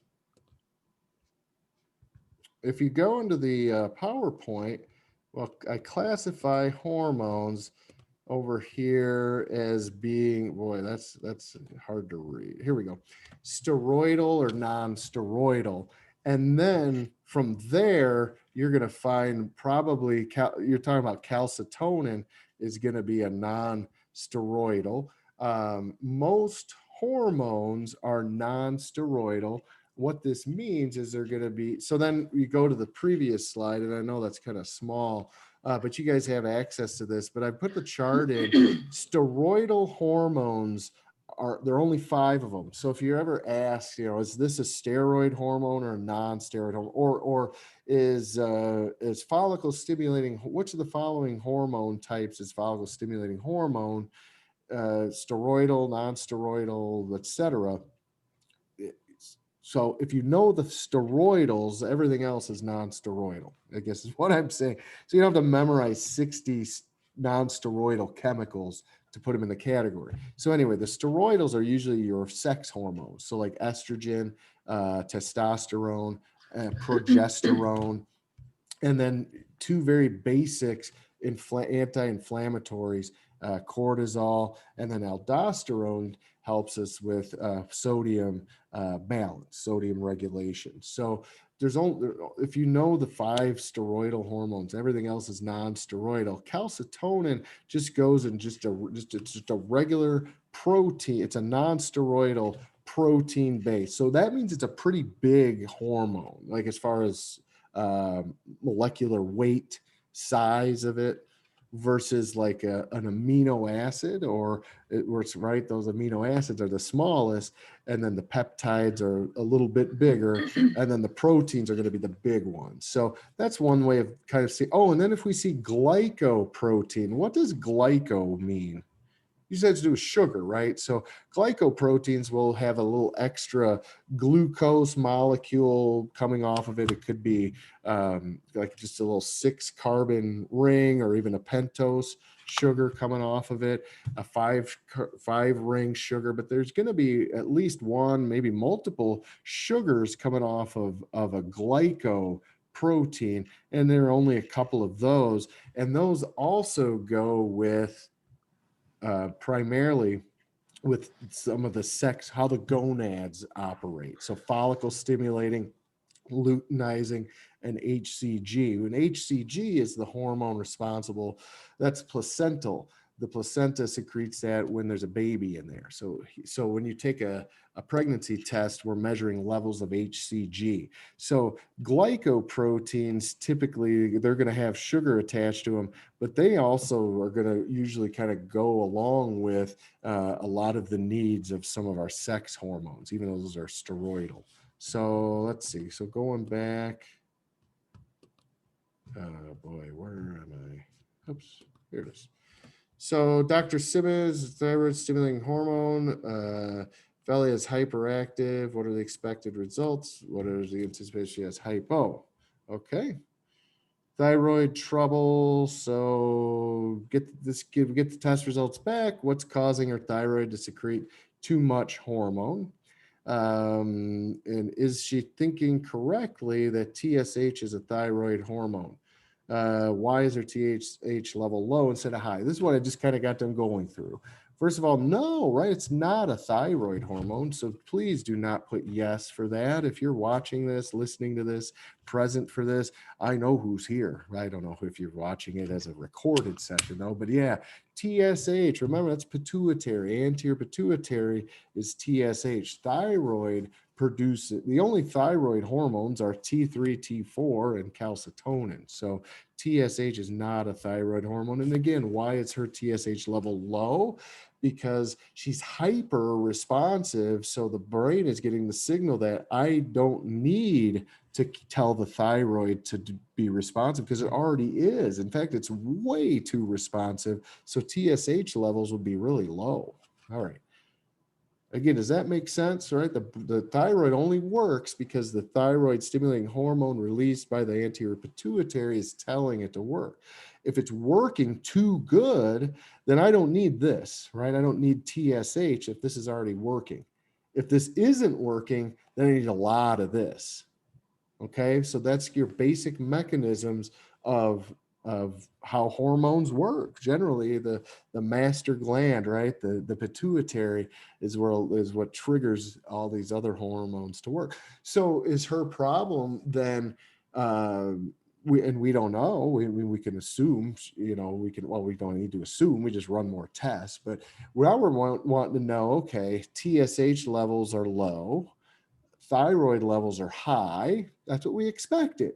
Okay, well, next thing is the problem with the thyroid, or is the problem with the pituitary, or is the problem with her brain in general? Is it an HPA issue? Is this an adrenaline stress coping issue? We don't know. Does she have Graves' disease? Probably. So anyway, read through that. I don't want to spoil the party for you guys, but yeah, that's it. So beta blockers. So I look into that. I don't need a big what do you call it? I don't need a novel for what beta blockers are. Just whatever you're able to find about beta blockers. There's plenty out there, by the way. I think that was about it for the case study. Let me look at a couple of other things. And again, beta blockers, we haven't done much with cardiovascular physiology yet. That's coming in, I think, Unit 7 and Unit 8, right around in there. Unit 7, I believe it is. So we'll talk about what are called beta-1 adrenergic receptors. So again, we hear the word adrenergic, sounds like adrenaline. So an adrenergic receptor would go with epinephrine. So it's going to speed up the heart rate. So the heart has beta-1 adrenergic receptors that are going to kick it in and get it going. So then I put a beta blocker in and I'm blocking the receptor site. The idea is then my heart rate would slow down. All right. So it can reduce anxiety. It can reduce tremors. I mean, she was shaking, I think it said in the first paragraph or two. So tremors are what they call beta-2 adrenergic receptors. They're in more like skeletal muscle fibers and spindles than cardiac muscle. So the jury's still out a little bit on how effective beta blockers are on tremors and more like skeletal muscle stuff. Again, propranolol is non-selective, so it's going to go after both beta-1 and beta-2 receptors. And it can cross what we call the blood-brain barrier. That's big. We need that. We need it to. So anyway, All right, let's look at PhysioEx a little bit. Yeah, LOLs. Yep. My favorite. Okay. PhysioEx. PhysioEx is slick. It goes relatively quickly unless you're Lori and you do activity 1.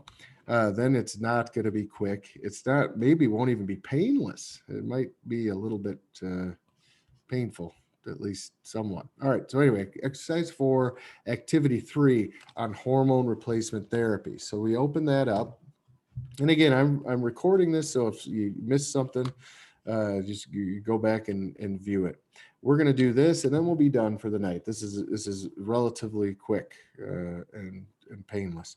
So hormone replacement therapy, this is certainly huge, and it's what we do, right? We replace hormones, especially when it comes to, typically this is discussed as it relates to menopause. So this is what this particular one is. Hormone replacement therapy, FSH, which we talked about a little bit, estrogen, calcitonin, we definitely mentioned, osteoporosis, ovary ectomized, and T-score. So hormone replacement therapy, just like it sounds, we're lacking a hormone, let's replace it with something synthetic. Follicle stimulating hormone, FSH, estrogen, calcitonin, etc. So we're going to look at estrogen and bone density.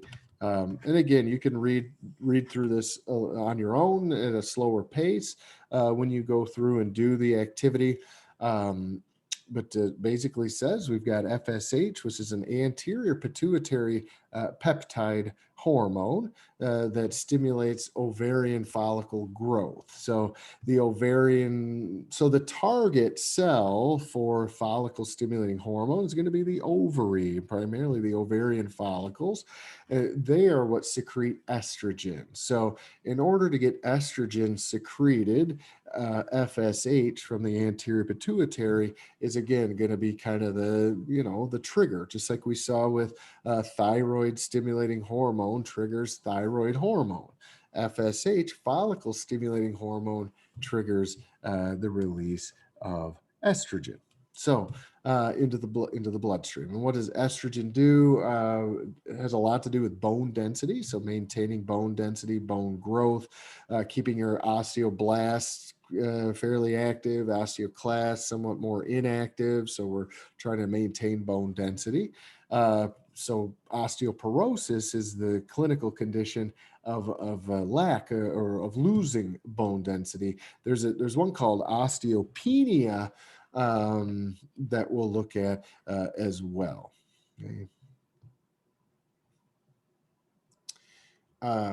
Penia is kind of the predecessor of porosis. So penia means less, like not enough of. We oftentimes will see leukopenia when we're talking about white blood cells, or like leukocytes. Like leukemia is too many white blood cells. Leukopenia is not enough. So when you see penia, it means not enough. So you're going to have osteopenia before you have osteoporosis. Porosis means they're porous. The bone, especially that spongy bone, is super porous. Okay, so anyway, menopause comes. The ovaries stop producing estrogen, and therefore they stop secreting estrogen. So one of the side effects that we see is potential for bone density loss and therefore bone fractures. So again, hormone replacement therapy, estrogen, some sort of estrogen therapy is oftentimes recommended. To again, maintain bone density at the very least. Calcitonin is another hormone that relates to bone density. Calcitonin is a thyroid hormone. We just looked at the thyroid with the case study, and calcitonin is going to tone calcium. So calcitonin helps to pull calcium out of the bloodstream and deliver it to the bones. So yeah, it adds bone, so increases bone density, right? So calcitonin is released by the thyroid to increase bone density. And by the way, it's not in here. We don't really talk about it at this point, but I'm going to mention it. parathyroid, because again, hormones generally work. There's an on one and then there's an off one, or there's an activator and a deactivator. So when it comes to calcium homeostasis, and we'll see this in more detail later, but I want to bring it up now because it's the right time. Calcium homeostasis is maintained, one, by calcitonin's ability to enable the storage of calcium from the blood into the bone. So we have a nice amount of calcium stored in the body within our skeletal system. And that's important because we know that, we will know here in a couple of weeks, that skeletal muscle, really any muscle contraction, relies heavily on calcium. So the heart relies a lot on calcium. Your heart beats every second. So every time your heart beats, calcium is being used up. So, and it gets reuptake, and then it gets released and then reuptake. But we still need to replenish the storage to some degree, especially if we have chronic stress where the heart's hyper pumping all the time. Then the heart desires and needs more calcium, and the body gets that calcium, if we're not consuming it, from the bone. And the hormone then that pulls calcium out of the bone is parathyroid hormone. So calcium homeostasis is maintained by thyroid and parathyroid. Okay, specifically in the thyroid is calcitonin.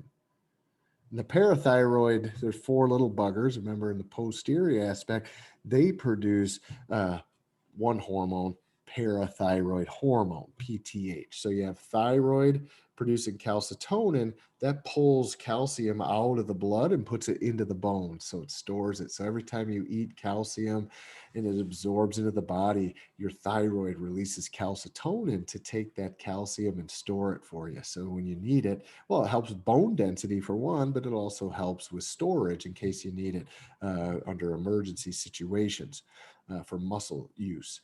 Okay.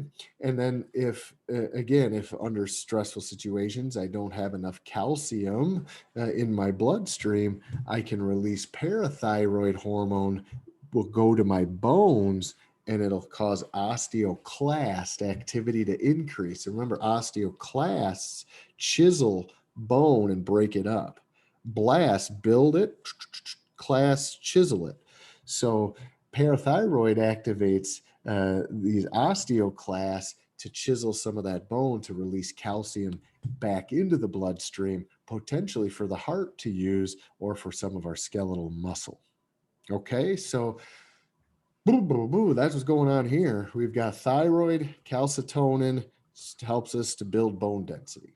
All right. So another peptide, it's a peptide that can be administered to counteract the development of osteoporosis. Calcitonin inhibits osteoclast activity, whereas parathyroid hormone promotes osteoclast activity and stimulates. So anyway, so what we've done in this activity, we've ovarectomized 3 rats. And so if these rats don't have their ovaries, then they're not producing estrogen, right? So we would expect their bone density to be pretty poor. So a T-score is a clinical measurement to determine the mineral content of bone, primarily calcium, but remember there's phosphorus as well in bone. But it has, T-scores help us determine structural integrity of bone, at least potentially. So the 3 rats, they've had their ovaries removed, and we baseline tested their T-scores. They all came back extremely negative. Negative 2.6 is the T-score. And as we see at the bottom, that last sentence, go all the way to the right there, osteoporosis is anything of it with a T-score of negative 2.5 and below, or meaning more negative. Okay, so negative 2.5 and more negative means osteoporosis. Now, there's a negative 1 to negative 2.49. That range is osteopenia. So those are just bone thinning.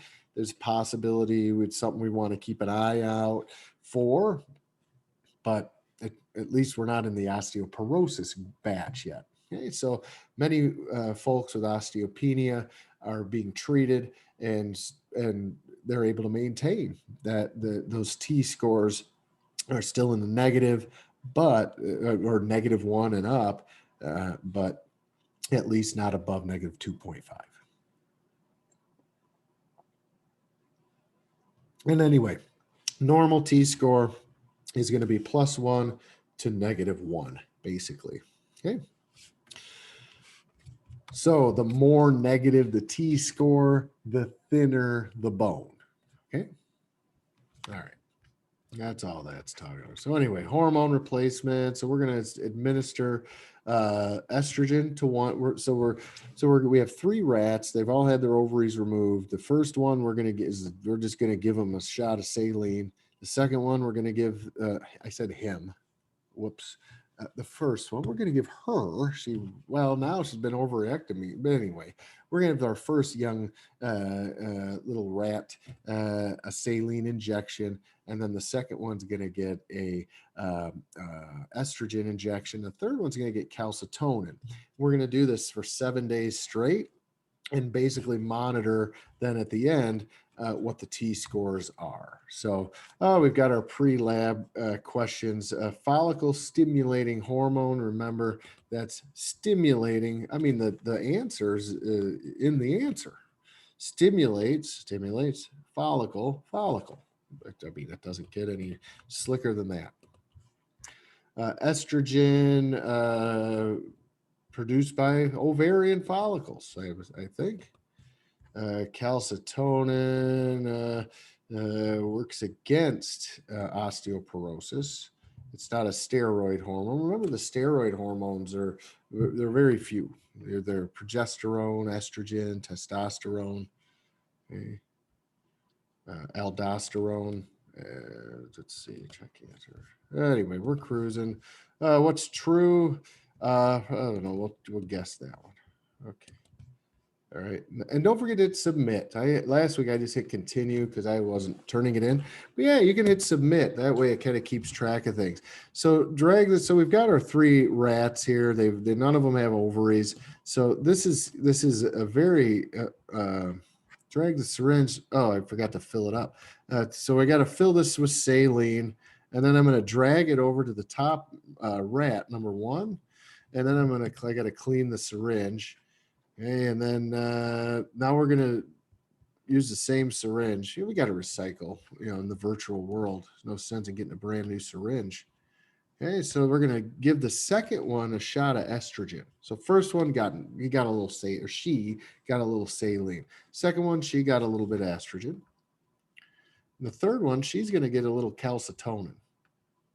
Okay, and remember, calcitonin and estrogen both should help with some bone density. All right, now we got to clean it, and then we're going to set the clock. So we got to elapse 1 whole day. And they need 7 injections. So here's where it gets kind of slow. So we have to sit and we can chat a few minutes. I can't even move off of the screen. Otherwise it pauses it. So anyway, each of these guys is going to get their 7 days worth of their injections. And then at that point, we're going to anesthetize each one of them. We're almost done. All right. This is the longest part of the experiment right here. I got to select the clock face. So just to make sure you're still there, it makes you do it. So anyway, so each of these, they're going to get 7 days worth of saline, estrogen, calcitonin. Then we're going to anesthetize them, and we're going to check their bone density and check their T scores. And so remember, we started, I think, at like -2.8 on the T score. So we probably, we could assume that with this control, we just given it saline, it's probably going to maintain its normal T scores. The estrogen one, hopefully we see an improvement. We may not. I don't know. Well, I do, but anyway, some of you know, because some of you done this one already. All right, there's another day. We're almost there.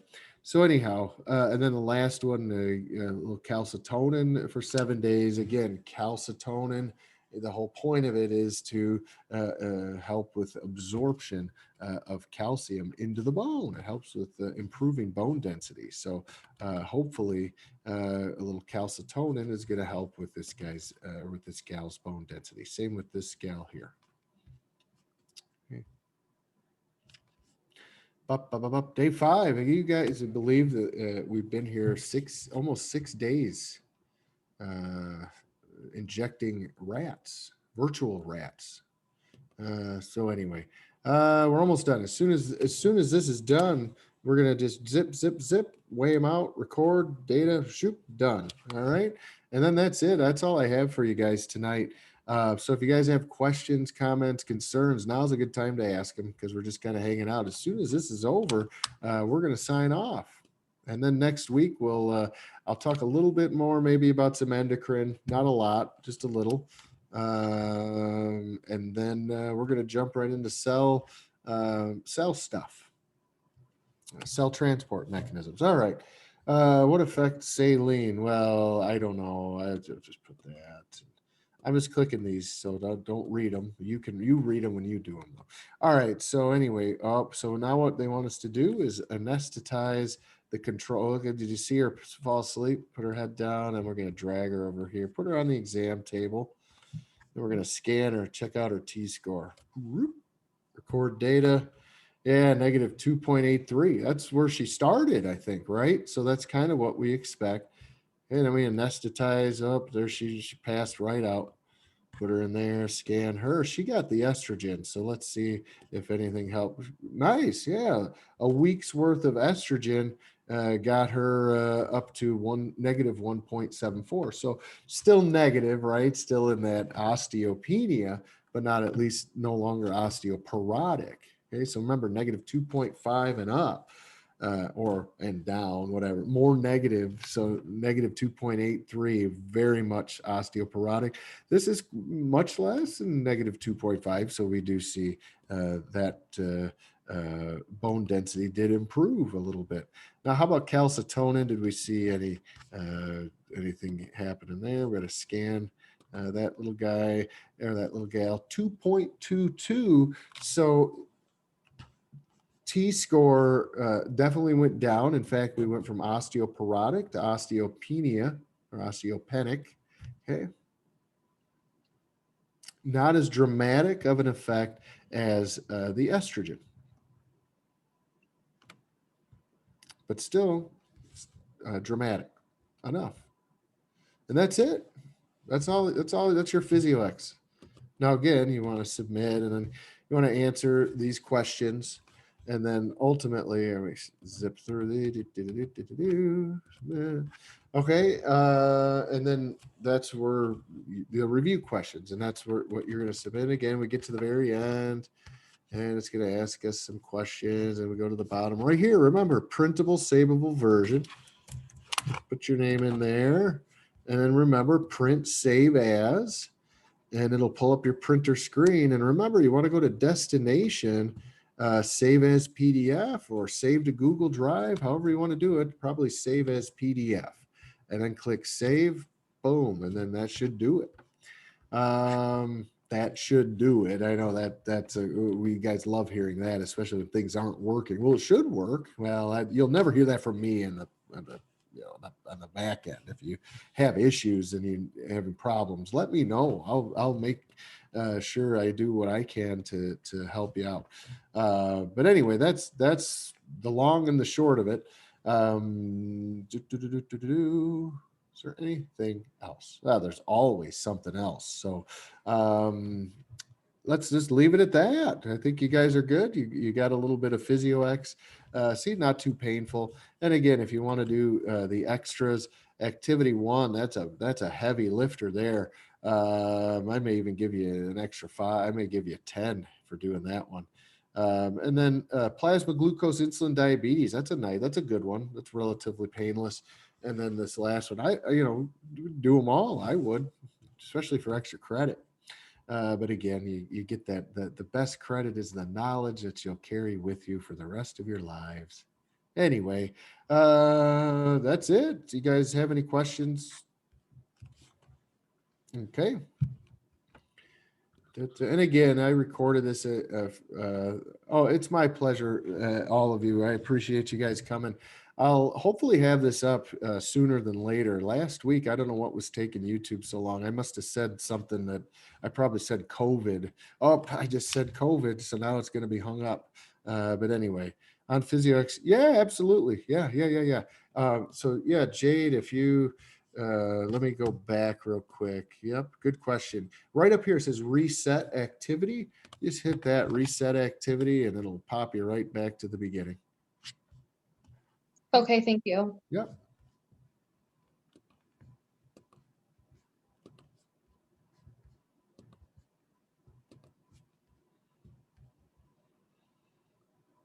Oh, thank you. Awesome.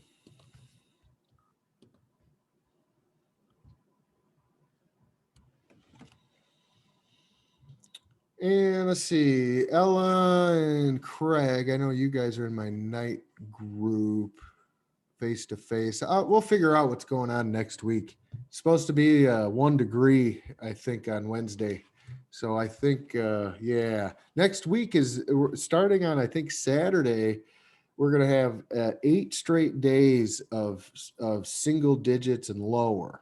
So enjoy today, enjoy tomorrow. Well, enjoy every day, but in weather-wise, Friday is going to start getting pretty cold, and then the highs, I think Sunday, the high is like 0 basically, and it's going to carry through all next week. But then I think by next Sunday, which would be like the 14th, Valentine's Day, I think it's supposed to bump back up to like 30, 35, and then we're good to go. I was looking pretty far ahead in some of the weather forecasts for temperatures, and they're saying that's it. We're going to get 1 8-day super cold spell, and then after that we're good. Yep, we're done. And then it's into the 30s and 40s, and then in March is here. So so next week, so I'm not sure what we're doing next. Well, I know we'll be, at the very least, we'll be doing what we're doing here. But I was hoping, Andrew's my lab tech too in Elkhorn, and he was supposed to be ordering some stuff, and I'm not sure it even came in yet. So either way, we'll meet at some point. I know I did that survey, and I think 3 of you are good with Zoom. 2 of you are good meeting a couple times, and then I think 2 of you, are pretty flexible. So anyway, it sounds like all of you are flexible. So if and hopefully when we do meet face to face in Elkhorn, I've got a couple of labs I want you guys to do. I'll still do live Zoom too. So if you don't come those nights, it's not a big deal. Okay, so don't feel like plus there's these new strains. I mean, the school, nobody knows what's going on. I don't know. You mask up, you do what you have to do, and that's what we'll do there. So we'll have the windows open if we need, but that's the thing, 1 degree next week. I don't know. So anyhow, we may be just right back here in Zoom is my point. I'll update you well before Wednesday. I'll update you probably Monday or Tuesday. So you guys good? You guys doing okay with this setup? Yeah. Okay. Somewhat. For the most part. Again, guys, just go right to the Padlets. Just fill in a couple comments. Just stick the Blackboard plan. Rewatch my videos. I go through exactly what to do and how to do it. And if any of you need to meet and talk like this one-on-one, and we could do it together, just let me know. I've got time. Not right now. I mean, just I'm kind of tired now after this, but anyway, yeah. My office hours say noon to 5 on Wednesday, but I'm serious. I'm available if you need to meet in Zoom to just walk, so I can walk you through stuff, and you can even do the work while we're doing it. Just let me know if Tuesday night is better or a Friday afternoon, whatever. Just you tell me what type of help you need and what time you need it, and we'll figure something out. Like I say, this is all I do, plus hold on a second.